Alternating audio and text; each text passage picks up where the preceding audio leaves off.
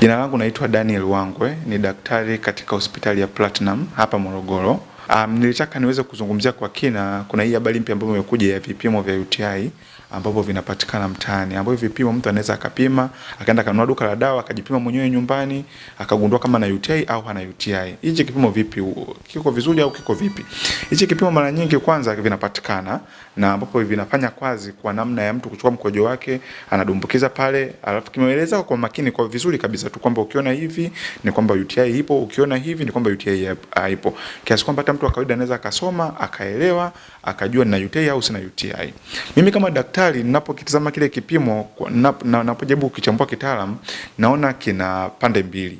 Kuna faida ambazo zinaweza zikapatikana kwa kipimo hicho kuwepo mtaani kwa kila mtu kukipima, lakini pia naona pia kuna baadhi ya changamoto ambazo zinaweza zikawepo.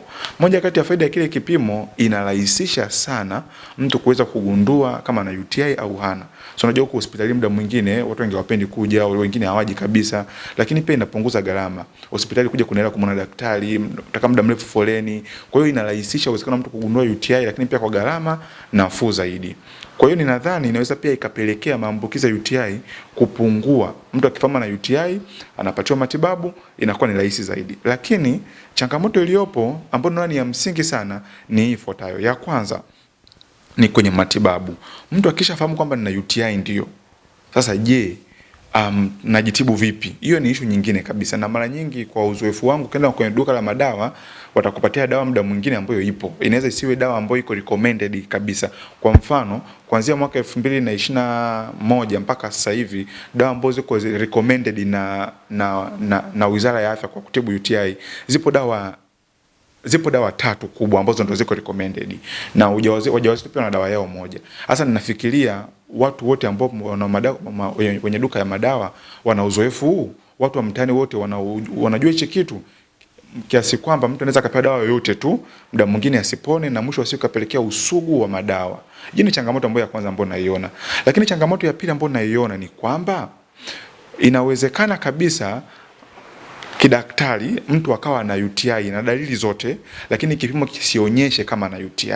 Sasa hapo ndio inakuja changamoto, kwa sababu mtu kama yupo mtaani akapima, kipimo kikamwambia hana UTI, lakini anayo.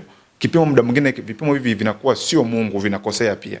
Unaona? Kama daktari ninaweza nikagundua kwamba japo kipimo kimesema hana, lakini kwa dalili hizi hii ni UTI kabisa. Lakini pia kuna zile UTI za mama wajawazito muda mwingine ambao anaweza akapima hana UTI au hana dalili yoyote, lakini ana UTI.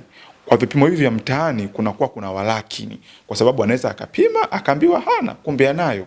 Au muda mwingine anaweza akapima akaambiwa anayo, kumbe hana.